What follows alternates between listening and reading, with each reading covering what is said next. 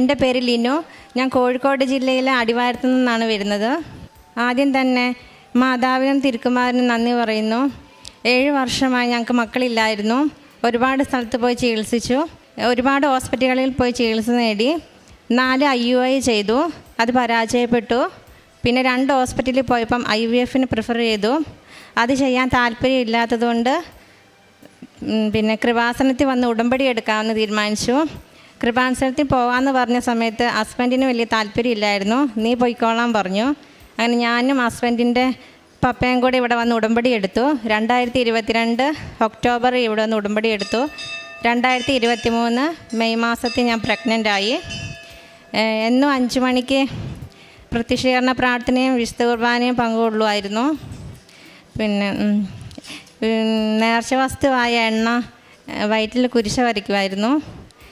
പിന്നെ അങ്ങനെ ഇവിടെ വന്ന് 3 പ്രാവശ്യം വന്ന് ഉടമ്പടി പുതുക്കി. അപ്പോൾ എനിക്ക് മനസ്സിലായി പുണ്യപ്രവൃത്തികൾ ചെയ്യാതെ ഇരുന്നിട്ട് കാര്യമില്ലയെന്ന്. അങ്ങനെ ഞാനും ഹസ്ബൻഡും കൂടെ അടുത്തുള്ള ഒരു അനാഥാലയത്തിൽ പോയി അവർക്ക് സേവനം ചെയ്തു കൊടുക്കുകയും ഒരു ദിവസം അവിടുത്തെ ഫുഡ് നേർച്ച ചെയ്യുകയും ചെയ്തു. അങ്ങനെ ആ മാസം അന്ന് ഞാൻ പ്രഗ്നൻ്റായി. ദൈവത്തിന് തിരുക്കുമാരനും നന്ദി പറയുന്നു. ലിനുവിനും കുടുംബത്തിന് ലഭിച്ച ഒരു കുഞ്ഞിനെക്കുറിച്ചുള്ള ദൈവസ്നേഹത്തിൻ്റെ സാക്ഷ്യമാണ് ഈ മക്കൾ പങ്കുവെച്ചത്.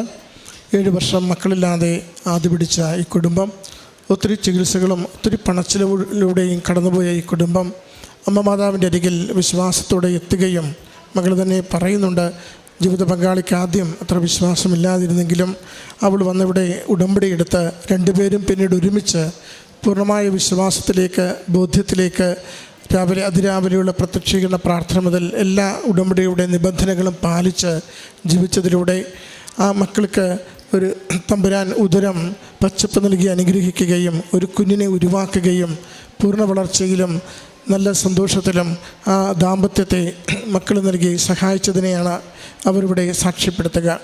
ഓരോ കുടുംബവും ദൈവത്തിൻ്റെ സന്നിധിയിൽ കണ്ണീരുമായി വരുമ്പോൾ നമ്മുടെ അലച്ചിലുകൾ അറിയുന്ന, കണ്ണീര് കുപ്പിയിൽ ശേഖരിക്കുന്ന തമ്പുരാൻ നമ്മളെ ആരെയും നിരാശരായി വിടുന്നില്ല. നമ്മുടെ ജീവിതത്തിൽ എപ്പോഴും പ്രത്യാശ പകരുന്നു.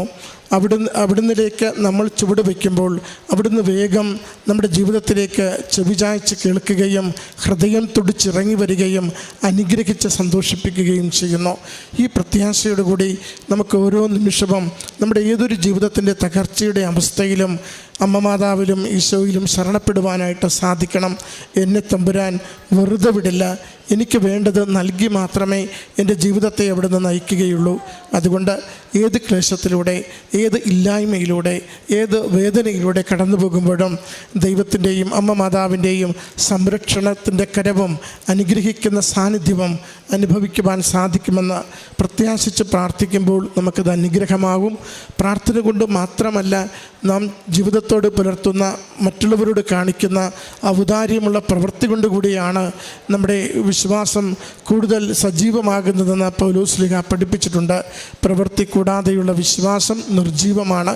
അതുകൊണ്ട് പ്രവൃത്തിയും പ്രാർത്ഥനയും ഒരുമിച്ച് ദൈവനാമ മഹത്വത്തിനു വേണ്ടി നാം നിർവഹിക്കുമ്പോൾ അത് ജീവിതത്തിൻ്റെ അനുഗ്രഹവും തടസ്സങ്ങൾ മാറുന്നതിനുള്ള കാരണവും ക്ലേശങ്ങൾ ഒഴിഞ്ഞു പോകുന്നതിനുള്ള പ്രധാനപ്പെട്ട നിമിത്തവുമായി നമുക്ക് മാറുകയാണ്.